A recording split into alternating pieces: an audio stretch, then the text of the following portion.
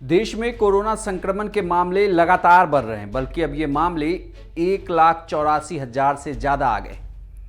ऐसे में सबसे पहला राज्य कोई अगर है जिसने लॉकडाउन को इम्प्लीमेंट किया है वो है महाराष्ट्र। हालांकि इस बार यह लॉकडाउन नहीं है, लेकिन लॉकडाउन जैसा ही है। रात 8 बजे से महाराष्ट्र में धारा 144 लागू हो गई है। एक साथ 5 आदमी कहीं भी आ जा नहीं सकते, एक साथ खड़े नहीं हो सकते। इसके साथ ही कई और चीज़ों पर पाबंदियां लगाई गई हैं।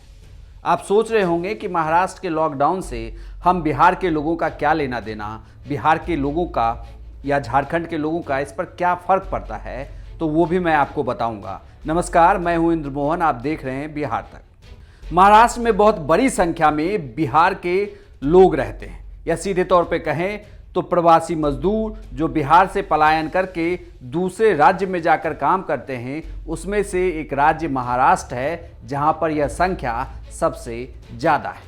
ऐसे में जब वहां पर लॉकडाउन इम्प्लीमेंट हो रहा है तो मुश्किलें उनके लिए भी आएगी, लेकिन इस बार लॉकडाउन जैसा नहीं है जैसे पिछले साल 2020 में किया गया था। तब सभी चीज़ें थम गई थी, बिल्कुल रुक गई थी। ना तो ट्रेनें चल रही थी, ना आप किसी और माध्यम से कहीं भी आ जा सकते थे। लेकिन इस बार यह लॉकडाउन जैसा तो है, लेकिन लॉकडाउन जैसी पाबंदियां नहीं हैं। ये इसमें चीज़ों को छूट दी गई है। मैं आपको एक एक करके बताता हूं, क्योंकि ये खबर आपके लिए भी ज़रूरी है। अगर आप बिहार तक देखते हैं और महाराष्ट्र में हैं, या आप भी इस महाराष्ट्र से बिहार आना चाहते हैं, तो भी ये खबर आपके लिए बहुत ज़रूरी है। केवल आवश्यक सेवाओं के लिए ट्रेनें और बस सेवाएं चालू रहेंगी। पेट्रोल पंप, सेवी से जुड़े वित्तीय संस्थान और निर्माण कार्य जारी रहेंगे। होटल बंद रहेंगे, यानी कि आप होटल में बैठकर खाना नहीं खा सकते, लेकिन होम डिलीवरी चालू रहेगी। सभी प्रतिष्ठान, सार्वजनिक स्थान, गतिविधियां बंद हो जाएंगी। आवश्यक सेवाओं को छूट दी गई हैं।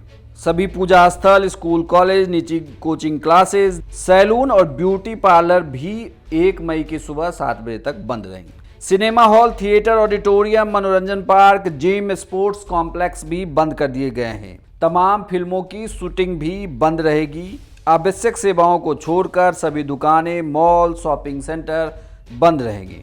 दरअसल महाराष्ट्र के मुख्यमंत्री उद्धव ठाकरे जब यह ऐलान कर रहे थे तो कई बार हाथ जोड़कर उन्होंने अपनी बातें कहीं, लेकिन अब रात के 8 बजे से जब महाराष्ट्र में सब कुछ थम जाएगा, तो ऐसे में अगर आप भी महाराष्ट्र में हैं तो कुछ बातों का ज़रूर ध्यान रखें। एक, आवश्यक सामान की जो दुकान हैं वो खुली रहेंगी, आवश्यक सेवाओं की दुकानें खुली रहेंगी, यानी कि राशन की दुकान, दूध की दुकान और सब्जी की दुकानें खुली रहेंगी। तो आपको पैनिक बिल्कुल नहीं करना है। दूसरा, अगर आपका काम और रोजगार बंद हो गया है और आप महाराष्ट्र से बिहार आना चाहते हैं, तो ट्रेनें फिलहाल चलती रहेंगी, बल्कि मध्य रेलवे ने तो कुछ और स्पेशल ट्रेनों की भी बिहार को जाने के लिए स्पेशल ट्रेनों की व्यवस्था की है, जिसे आप अलग अलग स्टेशन से पकड़ सकते हैं और उस पर बैठकर आप बिहार आ सकते हैं।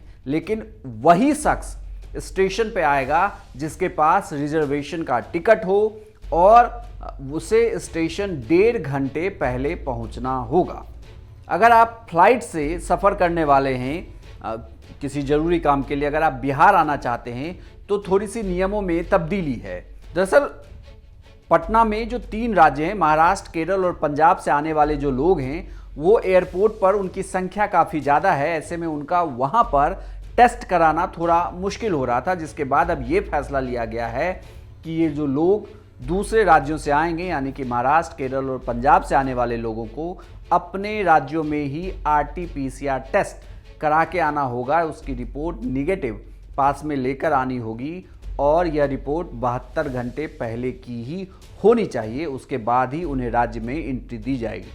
और उसके बाद भी जब ये लोग बिहार पहुँचेंगे तो आपको 10 दिनों के लिए होम क्वारंटीन होना पड़ेगा। ये एक नियमों में तब्दीली है, बल्कि आदेश ये भी कहा गया है कि जो भी फ़्लाइट हैं, जिस कंपनी की फ़्लाइट हैं, वो ये तय करें कि जो भी उस पर सवारी यात्री चढ़ें उनके पास RT-PCR टेस्ट जरूर हो नेगेटिव का, उसके बाद ही वो सफ़र कर सकते हैं। तो फिलहाल जो ट्रांसपोर्टेशन का साधन है उसे रोका नहीं गया है।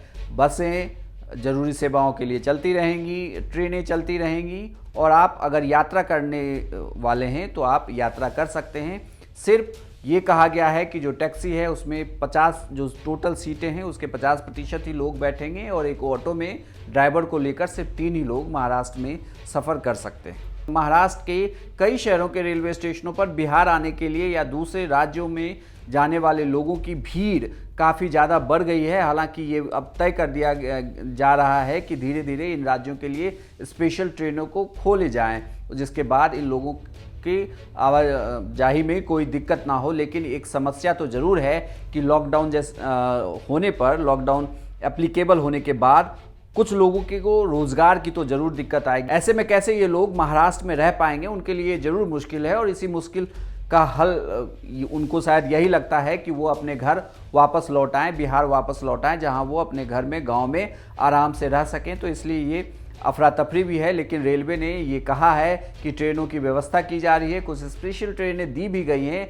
जिसे लेकर वो वापस बिहार आ सकते हैं। लेकिन फ़िलहाल पैनिक होने की कोई ज़रूरत नहीं है, बल्कि महाराष्ट्र सरकार ने भी जो गरीब लोग हैं उनके लिए पैकेज की व्यवस्था की है और इस कोविड में निपटने के लिए साथ ही ज़रूरतमंद लोगों को अगले 1 महीने तक के लिए 3 किलो गेहूं और 2 किलो चावल भी महाराष्ट्र सरकार उपलब्ध करा रही है। तो अगर आप बिहार के हैं या झारखंड के हैं तो उम्मीद करते हैं कि आपको यह जानकारी आपके लिए ज़रूर फ़ायदेमंद साबित होगी। आप बिल्कुल भी पैनिक ना हो, आपको सरकार के दिए हुए गाइडलाइन का पालन करना है और ट्रेनों में या बसों से आने के लिए फ़िलहाल मारामारी नहीं करनी है। ट्रेनों की व्यवस्था की जा रही है, धीरे धीरे स्पेशल ट्रेनों को बढ़ाया जाएगा, उनके फेरों को बढ़ाया जाएगा, जिससे आप अपने राज्य तक पहुंच सकते हैं। यह जानकारी आपको कैसी लगी हमें कमेंट बॉक्स में लिखकर बताइएगा। अगर फेसबुक पर देख रहे हैं तो पेज को लाइक और फॉलो करें, यूट्यूब पर देख रहे हैं तो सब्सक्राइब करें और ट्विटर पर बिहार तक को फॉलो करना ना भूलें।